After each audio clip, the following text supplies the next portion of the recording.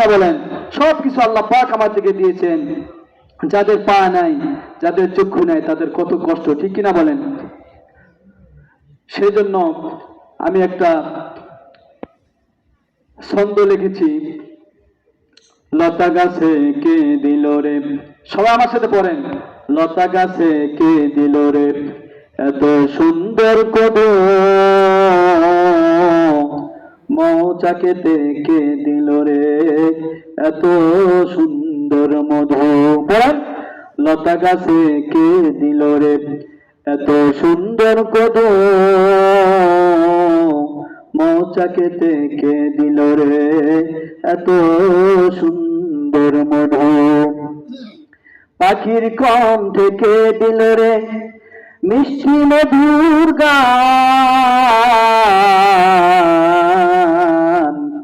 মাটির মূর্তি বানায়া কে দিল রে প্রাণ, মাটির মূর্তি বানায়া কে দিল রে প্রাণ।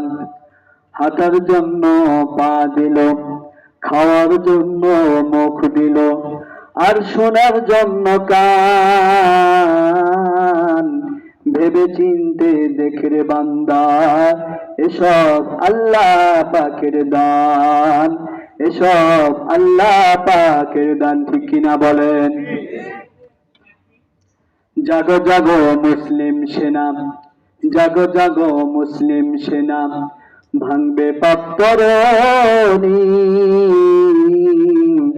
জাগ্রত হে দেখাও এবার মরদে মুজাহিদ, মরদে মুজাহিদ। সবাই পড়েন, জাগো জাগো মুসলিম সেনা, ভাঙবে পাপ তরণী। জাগ্রত হয়ে দেখাও এবার মরদে মুজাহিদ, মরদে মুজাহিদ। ইমান ইমান করে মুসলমান, ইমান ইমান করে মুসলমান, ইমান কি এতই সোজা? মুসলমান না হয়ে কেউ কোনদিন বাহে শয়তানেরই বোঝা, শয়তানেরই বোঝা। সঙ্গীরা ভাবি আমি যে চিরনবী, আল্লাহ সারা কাউকে মানি না। নারাই তাকবীর, নারাই তাকবীর, ঠিক কিনা বলেন? আল্লাহ সুবহানাহু ওয়া তাআলা বলেন, কাইফা তাকফুরুনা বিল্লাহি ওয়া কুনতুম আমওয়াতান ফাআহইয়াকুম সুম্মা ইউমীতুকুম সুম্মা ইউহয়ীকুম সুম্মা ইলাইহি তুরজাউন।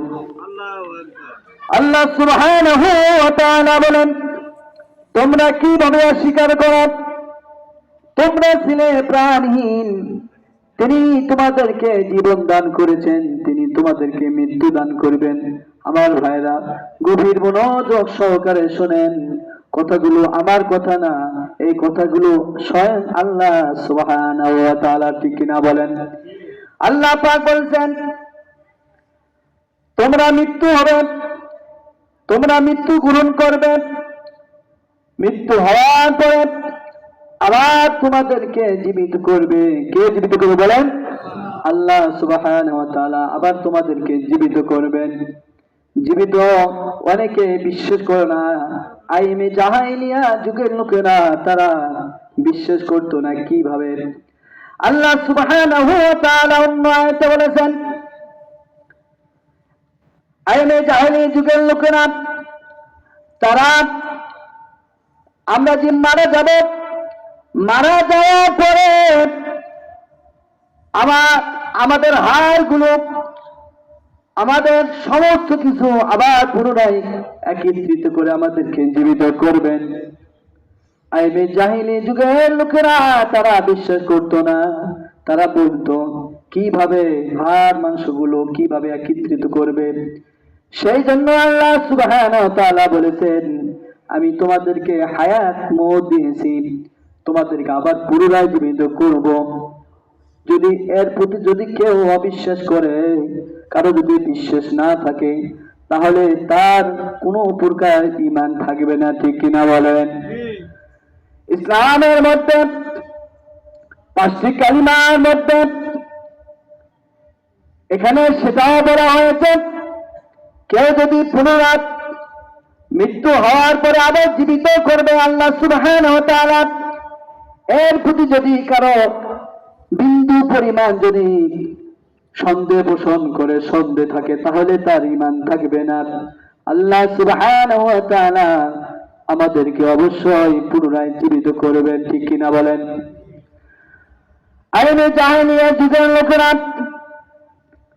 তারা আল্লাহর নবী, বিশ্ব নবী, সবাই বলেন জনাবি মুহাম্মদ রাসূলুল্লাহ সাল্লাল্লাহু আলাইহি সাল্লামের কাছে এসে বললেন, হে আল্লাহর রাসূল, আপনি কিভাবে আল্লাহ পাক আমাদেরকে জীবিত করবেন? এই কথাগুলো হযরতে মিল্লাত আবিকুম ইব্রাহিম ওয়া সাম্মাকুমুল মুসলিমিন, হযরতে ইব্রাহিম আলাইহিস সালাতু ওয়াস সালাম, এখানে ইব্রাহিম আলাইহিস সালাতু ওয়াস সালামের কথা বলা হয়েছে। হযরতে ইব্রাহিম আলাইহিস সালাতু ওয়াস সালাম আল্লাহ পাককে বলেছেন, আল্লাহ তুমি মৃত্যুকে জীবিত করো, সেটা আমি বিশ্বাস করি, অবশ্যই বিশ্বাস করি আল্লাহ। তবে আমার মনের বাসনা, আল্লাহ আমাকে একটু কিভাবে মৃত ব্যক্তিকে কিভাবে জীবিত করে আপনি করেন, সেটা আমার মনের ইচ্ছা। আমি তো 100% বিশ্বাস করি আপনি মৃত্যুকে জীবিত করতে পারবেন। আল্লাহ আমার মনের বাসনা আপনি আমাকে দেখান। আল্লাহ সুবহানাহু ওয়া তাআলা বলেন, وَإِذْ قَالَ إِبْرَاهِيمُ رَبِّ أَرِنِي كَيْفَ تُحْيِي الْمَوْتَى قَالَ أَوَلَمْ تُؤْمِنْ قَالَ بَلَى وَلَكِنْ لِيَطْمَئِنَّ قَلْبِي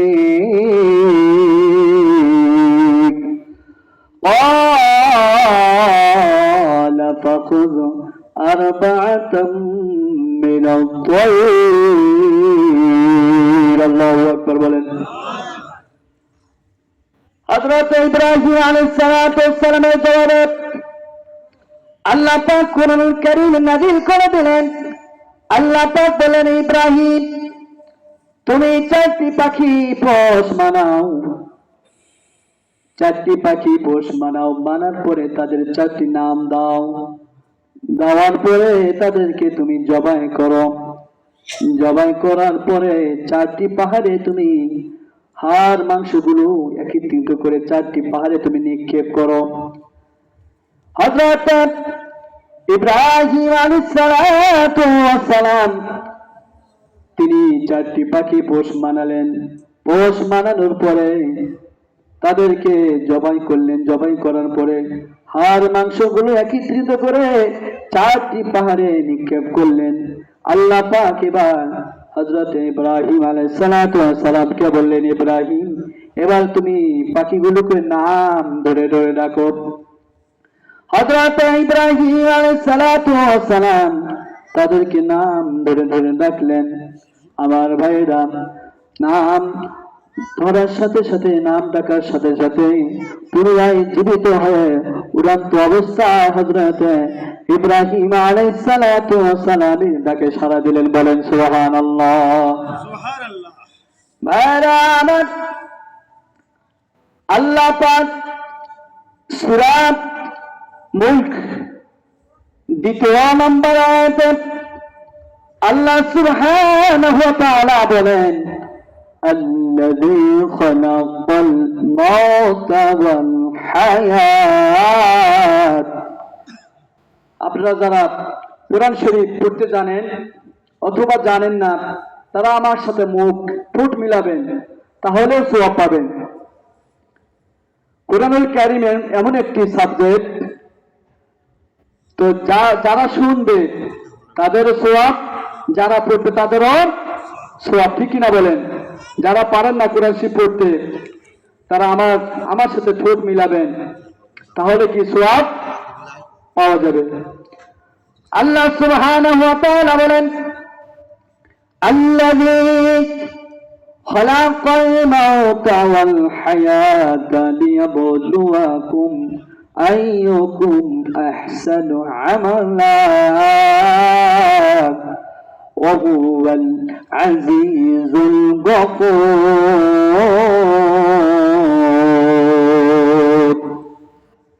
আল্লাহ পাক বলেন, আমি হায়াত এবং মওত দিয়ে পাঠাইছি। হায়াত এবং মওত সৃষ্টি করেছেন কে? বলেন কে? আল্লাহ।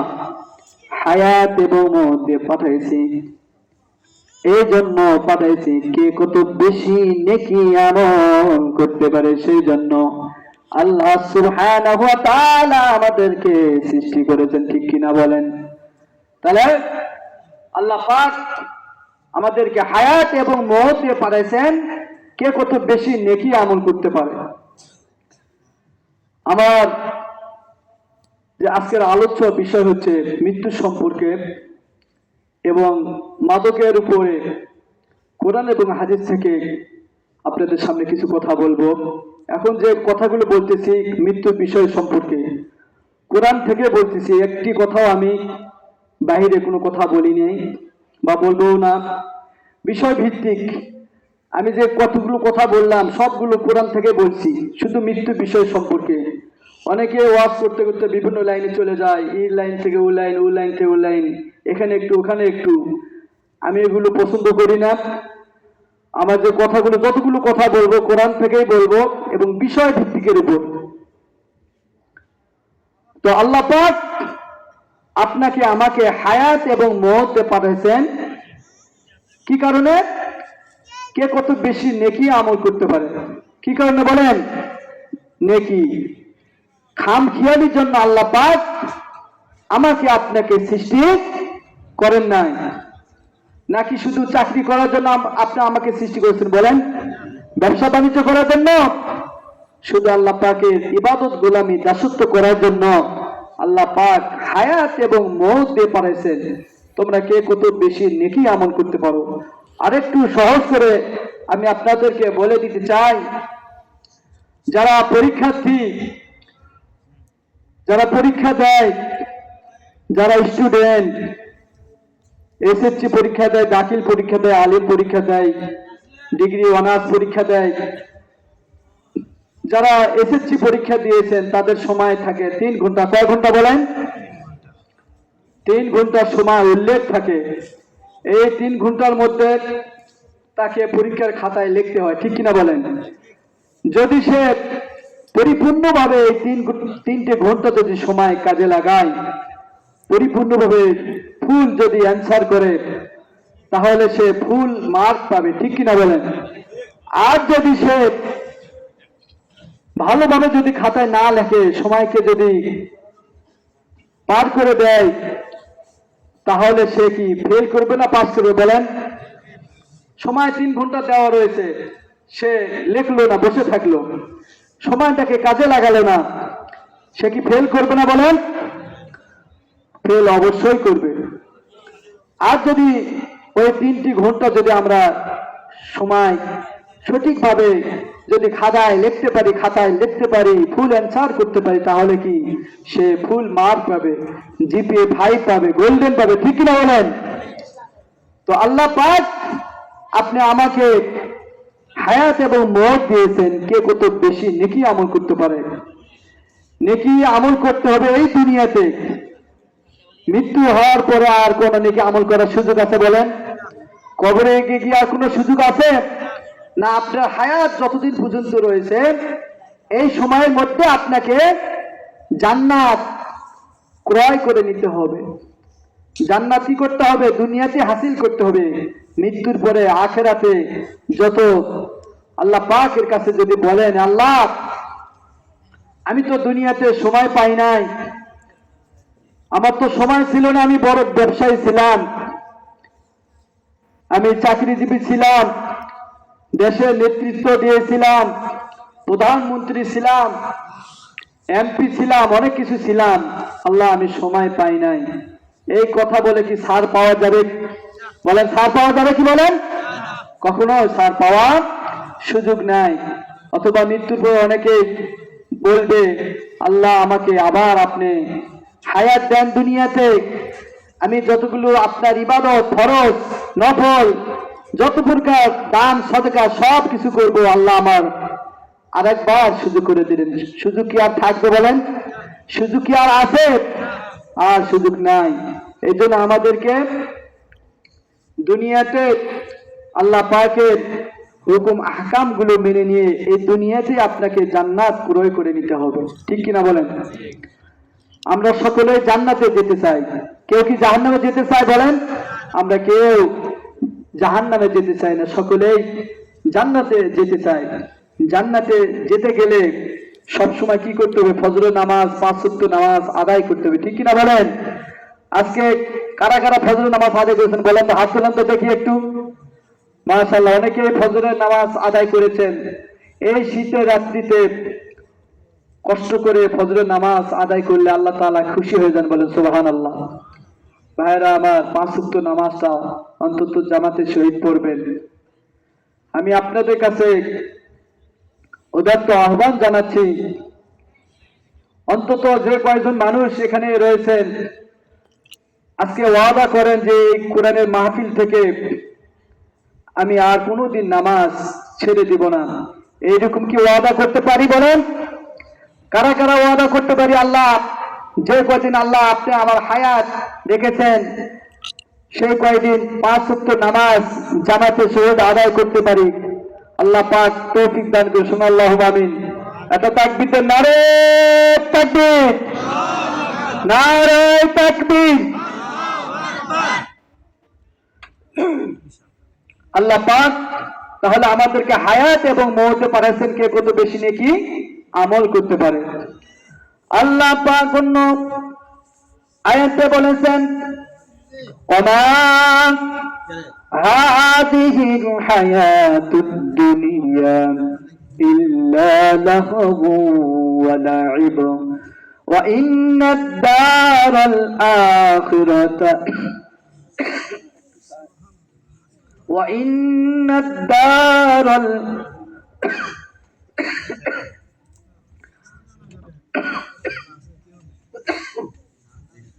وإن الدار الآخرة لهي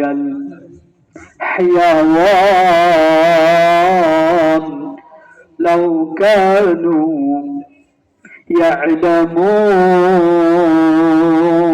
يعلمون الله أكبر। আল্লাহ সুবহানাহু ওয়া তাআলা বলেন, ওয়া মা হাযিহিল হায়াতুদ দুনিয়া ইল্লা লাহু ওয়া লাইব ওয়া ইন্নাদ দারাল আখিরাতা লাহিয়াল হায়াওয়ান লাউ কানু ইয়ালামুন। এই পৃথিবী খেল তামাশার জন্য তোমাদেরকে সৃষ্টি করা হয় নাই, রং তামাশা করার জন্য তোমাদেরকে সৃষ্টি করা হয় নাই। এই দুনিয়া থেকে যদি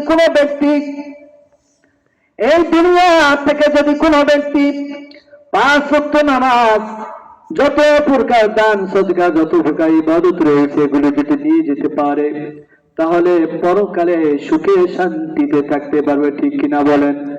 আমরা এই দুনিয়াতে যদি আল্লাহ পাকের হুকুম আহকাম গুলো যদি সঠিকভাবে পালন করি তাহলে পরকালে কবরের জিন্দেগিতে সুখে শান্তিতে থাকতে পারবো, ঠিক কিনা বলেন?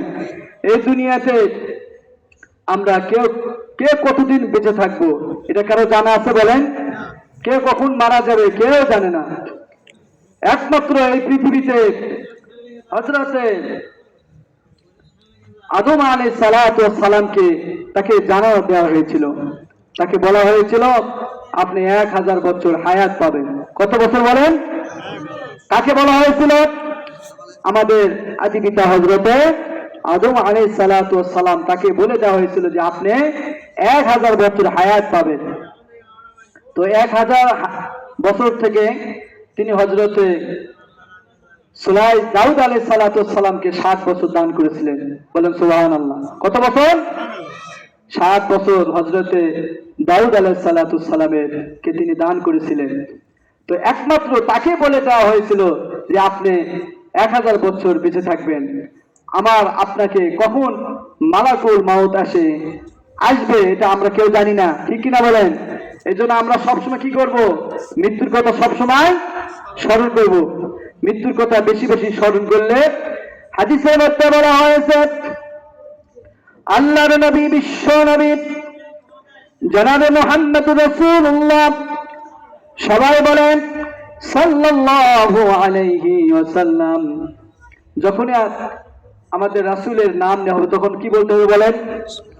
সাল্লাল্লাহু আলাইহি সাল্লাম বলতে হবে। কি বলতে হবে বলেন? সাল্লাল্লাহু আলাইহি সাল্লাম বলতে হবে। আল্লাহ রাসূল বলেছেন, যে ব্যক্তি আমার নাম নেওয়া সত্ত্বে যে ব্যক্তি আমার প্রতি দরুদ পাঠ করলো না, সে কি হয়ে যাক? ধ্বংস হয়ে যাক। জিবরাইল আলাইহিস সালাতু ওয়াস সালাম কি বলেছিলেন? আমিন বলেছিলেন। কি বলেছিলেন? আমিন বলেছিলেন। এই মাহফিল থেকে আমরা একটি গুরুত্বপূর্ণ জিনিস শিখলাম। অনেকে হয়তো বা জানেন কি জানেন, আমি জানি না। তো যখনই আমাদের রাসূলের নাম নেওয়া হবে তখন কি বলতে হবে বলেন? কমপক্ষে সাল্লাল্লাহু আলাইহি সাল্লাম বলতে হবে। আমার ভাইরা, আল্লাহর নবী, বিশ্ব নবী জনাবে মুহাম্মদ রাসূলুল্লাহ, সবাই বলেন সাল্লাল্লাহু আলাইহি সাল্লাম, যে ব্যক্তি মৃত্যুর কথা বেশি বেশি স্মরণ করেন তার 3টি উপকার রয়েছে। কয়টি উপকার রয়েছে বলেন? 3টি উপকার। সে অল্পতে সন্তুষ্ট থাকবে। কি থাকবে? অল্পতে সন্তুষ্ট থাকবে। এবং তওবা করার সুযোগ পাবে। কি পাবে বলেন? তওবা করার সুযোগ পাবে। অল্পতে সে সন্তুষ্ট থাকবে এবং ইবাদতে মশগুল, মজা পাবে। তাহলে 1 নাম্বার কি? যে ব্যক্তি বেশি বেশি মৃত্যুর কথা স্মরণ করবে সে ইবাদতে কি পাবে? আনন্দ পাবে, মজা পাবে। 2 নম্বর, অল্পতে সে কি পাবে? সন্তুষ্ট থাকবে। মুমিনেরা কি অল্পতেই সন্তুষ্ট। আর 3 নম্বর হচ্ছে কি, ভাই একটু শোনেন, এদিকে খেয়াল রাখেন।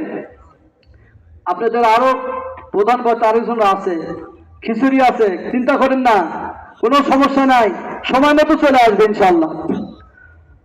তো 1 নম্বর হচ্ছে ইবাদতে মশগুল, মজা পাবে।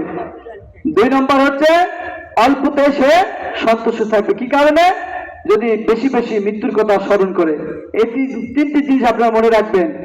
1 নম্বর হচ্ছে অল্পতে সন্তুষ্ট থাকবে, 2 নম্বর হচ্ছে ইবাদতে মজা পাবে, 3 নম্বর হচ্ছে তওবা করার সুযোগ পাবে। মৃত্যুর সময় সে তওবা করার সুযোগ পাবে। আমরা একটু জিকির করি, লা ইলাহা ইল্লাল্লাহ, লা ইলাহা ইল্লাল্লাহ, লা ইলাহা ইল্লাল্লাহ, লা ইলাহা ইল্লাল্লাহ, লা ইলাহা ইল্লাল্লাহ, লা ইলাহা ইল্লাল্লাহ।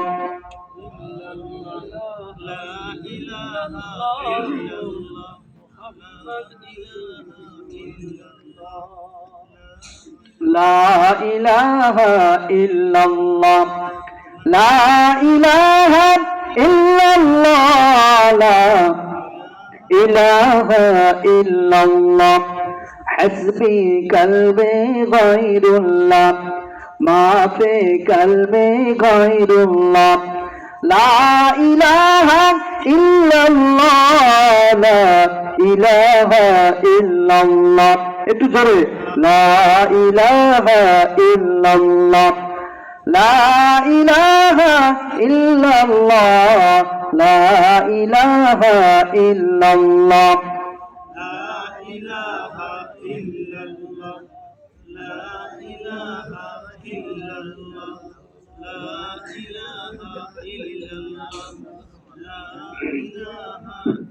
সুবহানাল্লাহ ওয়ালহামদুলিল্লাহ, লা ইলাহা ইল্লাল্লাহ, সুবহানাল্লাহ ওয়ালহামদুলিল্লাহ, লা ইলাহা ইল্লাল্লাহ, লা ইলাহা ইল্লাল্লাহ, লা ইলাহা ইল্লাল্লাহ, লা ইলাহা ইল্লাল্লাহ মুহাম্মাদুর রাসূলুল্লাহ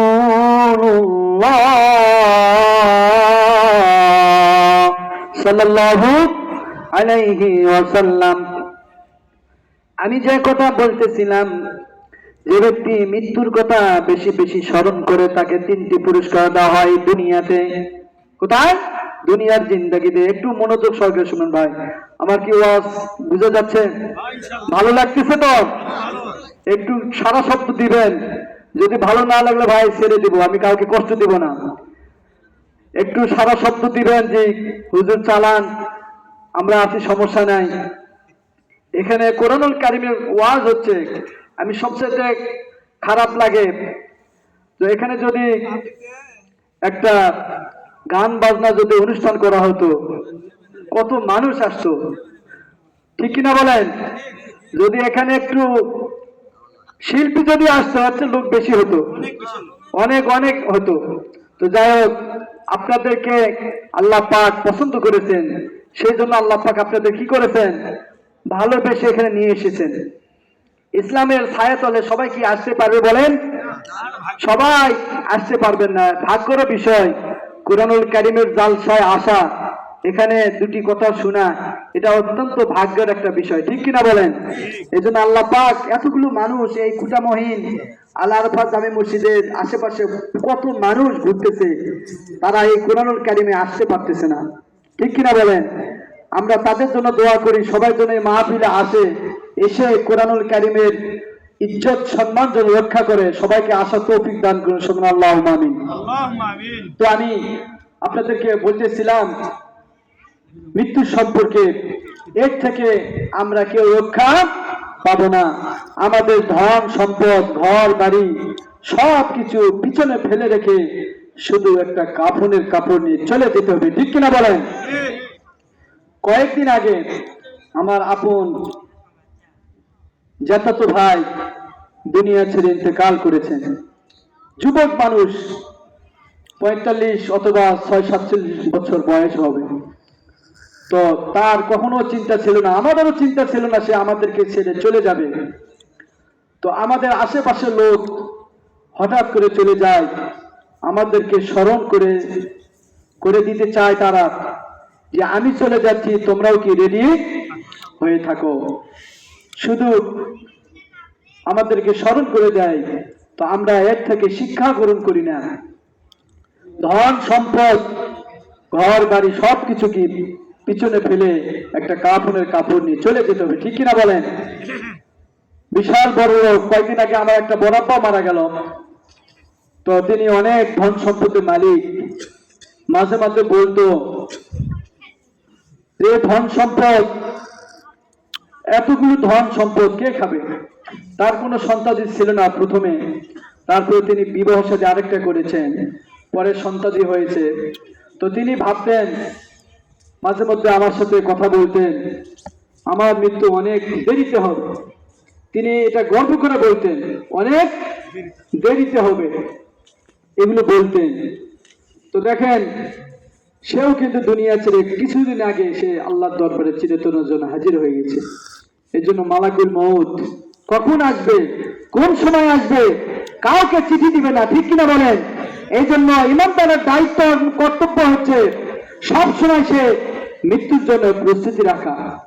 দুনিয়াতে ওই ব্যক্তি সবচাইতে জ্ঞানীবান, আমরা হয়তোবা ভাবি, মনে করি সে ব্যক্তি বুদ্ধিমান, সবচাইতে জ্ঞানী ব্যক্তি যে মৃত্যুকে বেশি বেশি স্মরণ করে, কিন্তু আমরা তা মনে করি না। আমরা মনে করি অমুক ব্যক্তি ভালো, টাকা পয়সা অনেক সফল, অনেক ব্যক্তি সফল, তার অনেক ধন সম্পত্তি রয়েছে, ওই ব্যক্তি সবচেয়ে জ্ঞানীবান, বুদ্ধিমান যে ব্যক্তি পরকালের জন্য মৃত্যুর কথা সবসময় স্মরণ করে এবং পরকালের জন্য দুনিয়াতে আখিরাত সঞ্চয় করে, ওই ব্যক্তি সবচাইতে জ্ঞানীবান।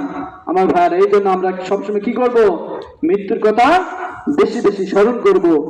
মৃত্যুর কথা বেশি বেশি স্মরণ করলে আপনি দেখবেন খারাপ অন্যায় কাজ থেকে আপনাকে অবশ্যই দূরে রাখবে। আমার ভাইরা, আমি আপনাদের সামনে পবিত্র কোরআনুল কারীম থেকে সূরা মাইদার 90 নম্বর আয়াত তেলাওয়াত করেছি। কত নম্বর বলেন? 90 নম্বর আয়াত তেলাওয়াত করেছি। এখন আমি মৃত্যুর বিষয়ে আপনাদের সামনে কিছু কথা বললাম। বর্তমান যে প্রেক্ষাপট,